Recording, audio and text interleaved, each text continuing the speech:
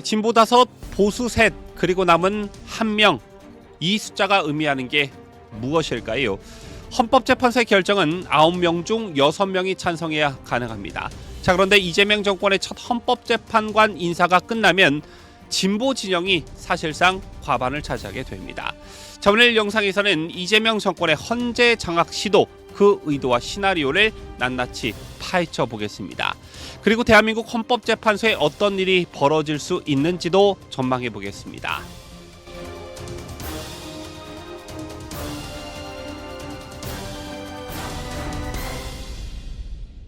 시청자 여러분 안녕하십니까? 뉴스데일리 베스트 민앵커입니다. 오늘 대통령실이 마침내 이재명 정권 첫 헌법재판관 후보자를 지명할 것으로 알려졌습니다. 문화일보의 단독 보도에 따르면 대통령실은 이날 오후 서울고등법원 오영준 부장판사를 대통령복 재판관으로 지명할 예정이라고 밝혔습니다.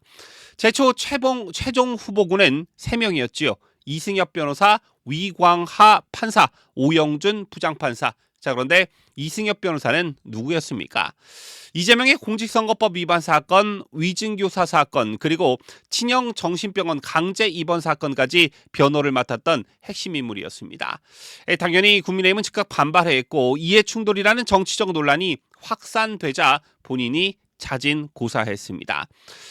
결국 이재명은 오영준 판사를 지명하는 쪽으로 방향을 잡았고, 위광하 판사도 유력 후보로 남아있는 상황입니다. 여기서 중요한 건 숫자일 것입니다. 헌법재판소는 9명 체제이죠. 현재는 7명입니다. 문영배, 이미선 두 재판관이 4월 퇴임하면서 생긴 공백인데, 이 두 사람 모두 좌파, 진보 성향이었습니다.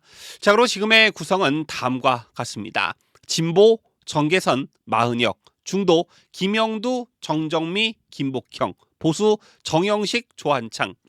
물론 지난 윤석열 대통령 탄핵 심판 당시에도 논란이 된 바 있지만, 헌법재판소 재판관의 정치 성향을 구분짓는 것에 무슨 의미가 있겠느냐? 어차피 헌법재판소 재판관이라고 하는 것이 정치 성향이나 가치관보다는 정치적 환경이나 여론 또는 시류에 따라 왔다 갔다 하지 않느냐, 이런 무용론도 제기되고 있는 게 사실입니다. 하지만 굳이 나누자면 그렇다는 것이고, 제중에 정정미 재판관은 사실상 중도 좌파, 중도 진보, 김복형 재판관은 중도 보수로 평가받습니다. 따라서 해석에 따라 진보 3, 보수 3, 중도 1이라는 구도가 가능합니다. 자, 그런데 여기서 이재명이 지명하는 2명을 좌파, 진보 성향으로 임명하면 어떻게 될까요? 진보 5, 중도 1, 보수 3이 됩니다. 즉, 이재명 정권이 지명하는 2명에 따라 헌법재판소의 성향이 결정적인 변화를 맞게 되는 것입니다. 물론 진보 좌파가 5명이 된다고 해도 위원 결정 기준인 6명에는 아직 1명이 부족합니다. 하지만 문제는 그 다음입니다. 2029년까지 임기가 끝나는 헌법재판관이 3명이나 더 있습니다. 김영두 재판관 2029년 3월, 정정미 재판관 2029년 4월, 정영식 재판관 2029년 12월. 자, 이 중 김영두와 정정미는 김명수 대법원장 시절 대법원장 추천으로 윤석열 대통령이 임명한 인사들이고, 정영식은 윤석열 대통령이 직접 임명한 대통령 추천 몫이었지요. 저희들의 임기가 끝나는 2029년이면 이재명이 임기 말입니다. 즉, 이들 역시 좌파 성향 인물들로 교체될 가능성이 매우 높다라는 것입니다. 만약 이 세 자리 모두 진보 좌파, 좌파 성향 인사들로 채워진다면 헌재 구성은 다음과 같이 됩니다. 진보 좌파 7, 보수파 2. 자, 이건 단순한 우위의 문제가 아닙니다.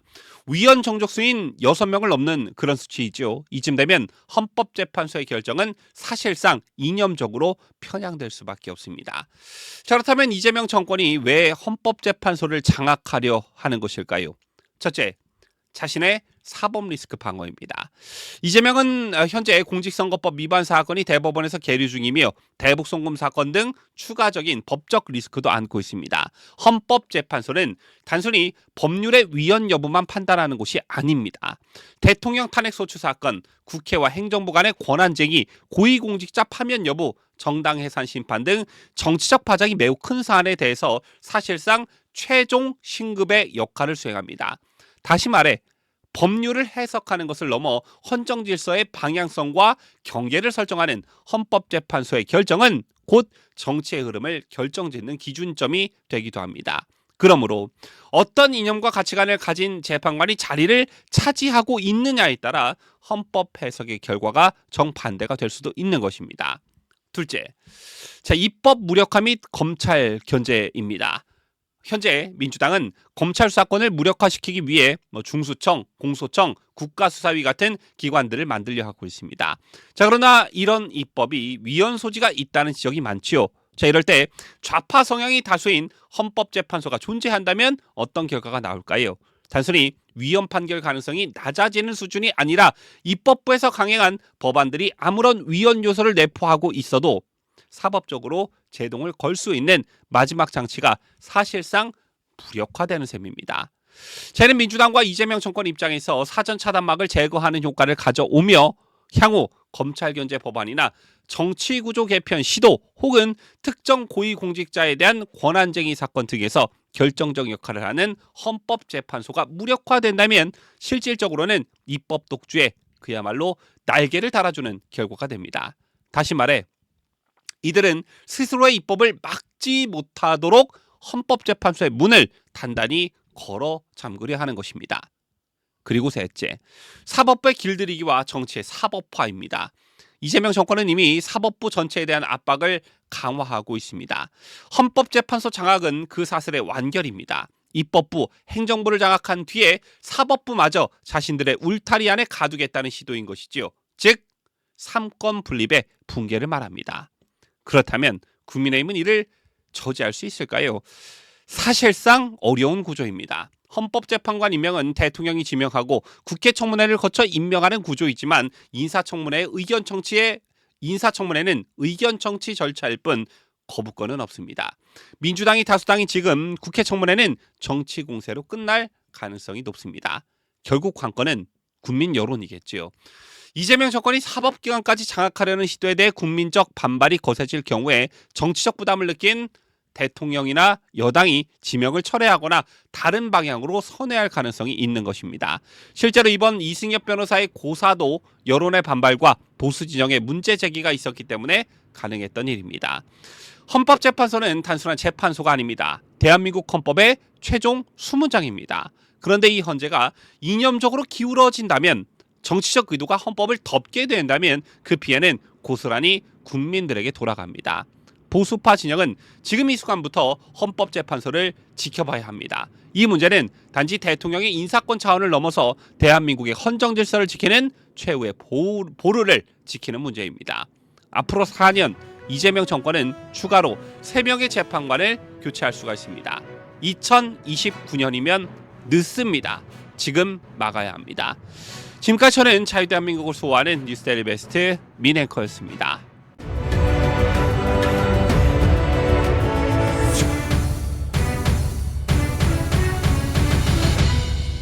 함께해요. 뉴스데일리 베스트.